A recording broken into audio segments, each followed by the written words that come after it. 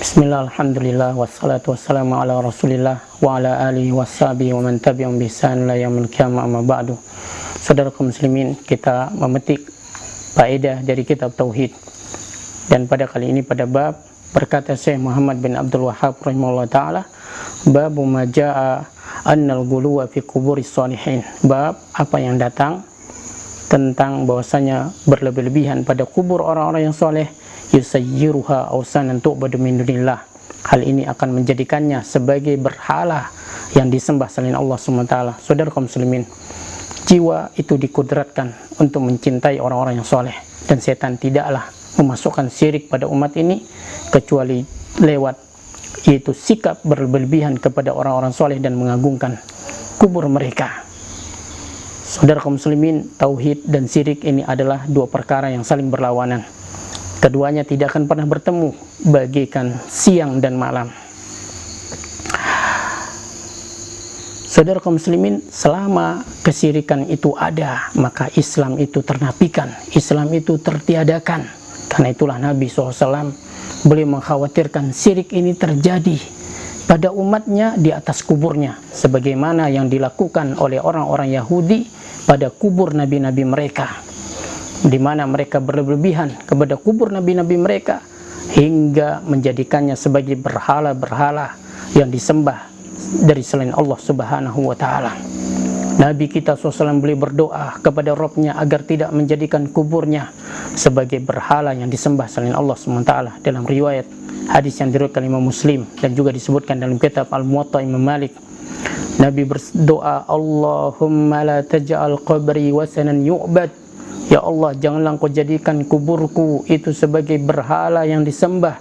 Ishtadda ghadabullah ala qaumin ittakhadul qubur anbiya'ihim. Sungguh besar murka Allah atas satu kaum yang mereka menjadikan kubur nabi-nabi mereka itu sebagai masjid. Saudara kaum muslimin, Allah pun mengabulkan doa nabinya. Allah menjaga, melindungi kubur ini dengan 3 buah dinding, sehingga tidak ada seorang pun yang bisa mencapainya untuk menjadikannya sebagai berhala yang disembah selain Allah SWT. Dan di situ juga tidak ada bentuk-bentuk dari berhala, tidak ada tawaf di seputarannya, tidak pula yaitu disembelih untuknya. Bahkan Allah SWT senantiasa menjaganya sepanjang sejarah hingga hari ini.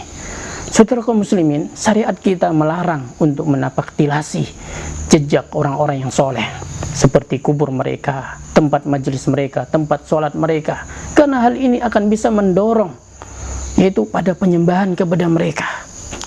Para sahabat mereka adalah manusia-manusia yang paling mengetahui dari umat ini tentang perkara syirik, berikut hal-hal yang bisa mengantarkan kepadanya. Karena itu mereka sangat khawatir perlakuan berlebih-lebihan dari orang-orang jahil terhadap orang-orang soleh berikut peninggalan-peninggalan mereka. Karena itu mereka menutup celah dan jalan yang mengantarkan kepada kesyirikan.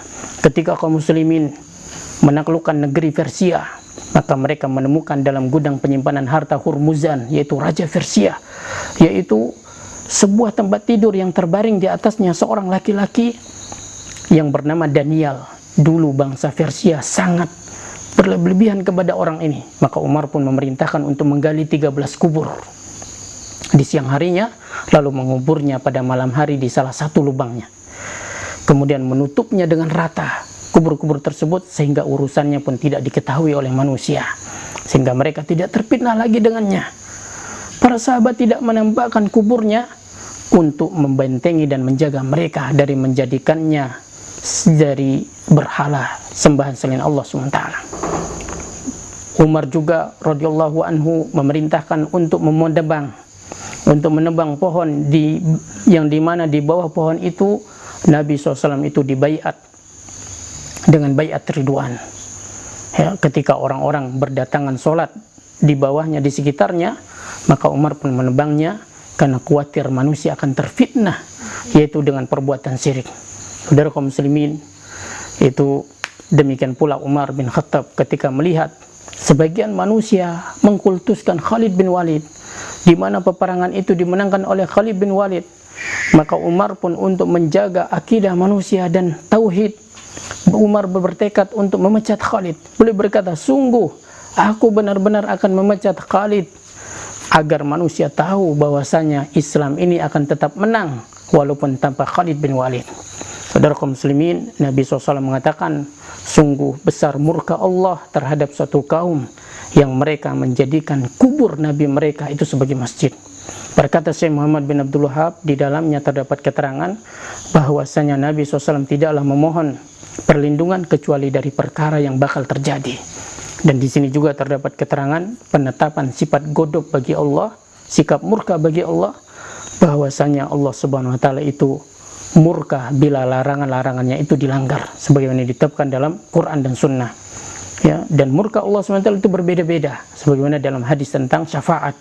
Nabi bersabda, "Innallaha ghadibal yawma ghadban lam yaqdab mislahu qablahu wa lam yaqdab ba'dahu mislahu." Sesungguhnya Allah pada hari ini murka, tidak pernah murka dengan seperti ini sebelumnya dan tidak akan pernah murka seperti ini setelahnya. Saudara kaum muslimin, kemurkaan Allah kepada orang-orang kafir itu tidaklah sama sebagaimana murkanya Allah SWT kepada para pelaku maksiat dari orang-orang yang beriman. Saudara kaum muslimin, di sini dibawakan firman Allah, "Afara'aitumul Lata wal Uzza?" Pantaskah kalian wahai orang musyrik menganggap Lata dan Uzza? Di masa jahiliyah ada seorang laki-laki yang saleh yang dia biasa mencampur tepung dengan minyak samin untuk dijadikan makanan bagi para jamaah haji. Maka orang-orang pun menamakannya dengan sesuai pekerjaannya itu Lata, yang berarti mencampur tepung. Saudara kaum muslimin, ketika orang ini meninggal, orang-orang jahil berlebihan terhadapnya. Mereka pun mengagungkannya. Mereka mulai berdiam di kuburnya. Lalu hingga akhirnya kuburnya ini menjadi berhala yang disembah selain Allah SWT. Hingga kubur orang ini menjadi salah satu berhala yang paling terbesar dan terkenal di masa jahiliyah. Saudara kaum muslimin, ini sebagai bukti bahwasanya berlebihan kepada kubur orang yang soleh itu akan menjadikannya sebagai berhala yang disembahkan. Itulah Nabi berdoa dalam riwayat yang lain, "Allahumma la taj'al qabri 'aidan."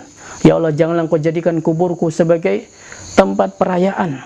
Syariat yang bijaksana tidak membedakan antara kubur orang yang soleh dengan kubur orang yang tidak soleh. Di atas muka bumi ini tidak ada kubur yang paling mulia daripada kubur Nabi kita Muhammad SAW. Kendati demikian, tidak boleh kubur Nabi SAW kita sikapi berlebihan. Bahkan tidak ada perbedaan antara kubur orang soleh dengan yang tidak soleh. Saudara kaum muslim, pada zahirnya seluruh kubur itu sama. Seluruh kubur itu sama. Dan siapa yang mengingkari hal ini, maka dia telah membuka pintu menuju kepada kesyirikan dan fitnah. Saudara kaum muslimin, di sini juga dibawakan firman Allah, sabda Rasulullah dari Ibnu Abbas, "La'ana Rasulullah SAW zairatil kubur." Rasulullah SAW melaknat para penziarah wanita-wanita yang berziarah kubur, wal muttakhidina 'alaihal masajid wassuruja, dan orang yang menjadikan di atasnya itu bangunan masjid dan penerang lampu. Rawahu Ahlus Sunan. Saudara kaum muslimin, wanita itu lemah, mereka tidak sabar.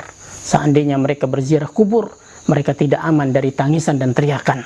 Sekiranya dari antara mereka itu memiliki ketabahan, maka permasalahannya adalah pada jenis kewanitaannya. Syekhul Islam Ibnu Taimiyah mengatakan, beliau mengatakan tidak dikenal dari seorang pun, satupun ulama yang mereka berpendapat bahwasanya berziarah kubur itu dianjurkan bagi wanita. Namun yang dipersilakan di antara mereka adalah tentang keharamannya atau kebolehannya. Wallahu ta'ala alam. Wassallallahu ala nabiyina Muhammad wa akhiru da'wana alhamdulillahi rabbil alamin. Wassalamualaikum warahmatullahi wabarakatuh.